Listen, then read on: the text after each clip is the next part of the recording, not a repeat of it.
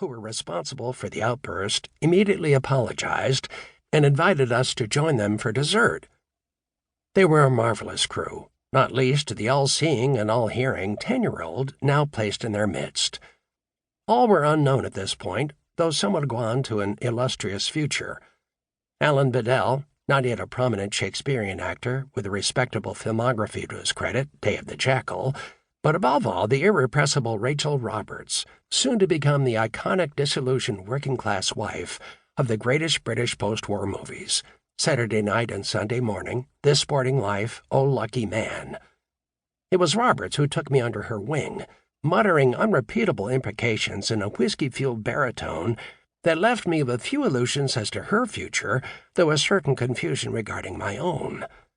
Over the course of that vacation, she taught me poker, assorted card tricks, and more bad language than I have had time to forget. Perhaps for this reason, the little Swiss hotel in Chazieres High Street has a fonder as well as a deeper place in my memory than other doubtless identical wooden constructions where I have slept over the years. We only stayed there for 10 days or so, and I have returned on just one brief occasion.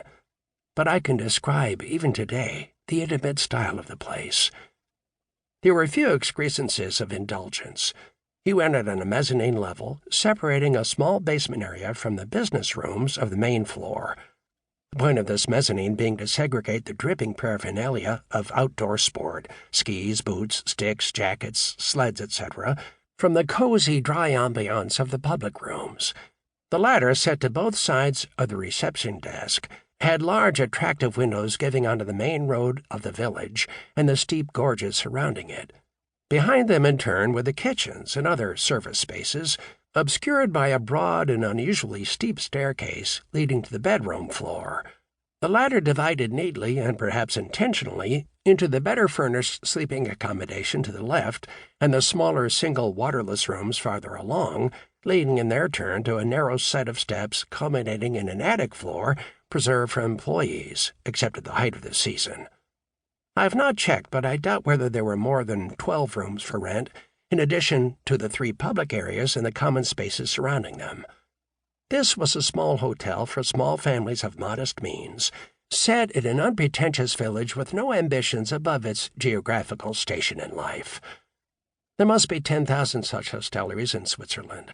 I just happen to have a near-perfect visual recollection of one of them. Except as a pleasant reminder of contented memories, I doubt whether I gave the Chazieres Chalet a second thought for much of the ensuing 50 years.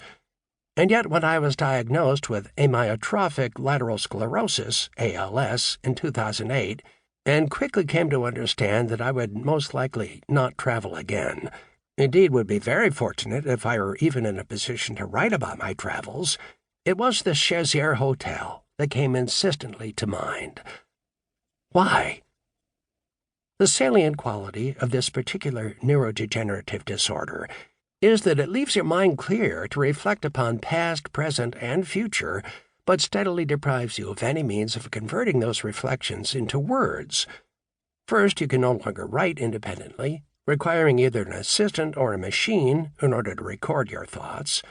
Then your legs fail, and you cannot take in new experiences except at the cost of such logistical complexity that the mere fact of mobility becomes the object of attention rather than the benefits that mobility itself can confer. Next, you begin to lose your voice, not just in the metaphorical sense of having to speak through assorted mechanical or human intermediaries, but quite literally, in that the diaphragm muscles can no longer pump sufficient air across your vocal cords to furnish them with a variety of pressure required to express meaningful sound. By this point, you are almost certainly quadriplegic and condemned to long hours of silent immobility, whether or not in the presence of others. For someone wishing to remain a communicator of words and concepts, this poses an unusual challenge. Gone is the yellow pad with its now useless pencil, gone the refreshing walk in the park or workout in the gym where ideas and sequences fall into place as if by natural selection. Gone, too, are productive exchanges with close friends. Even at the midpoint of decline from ALS, the victim is usually thinking far faster than he can form words, so the conversation itself becomes partial, frustrating, and ultimately self-defeating.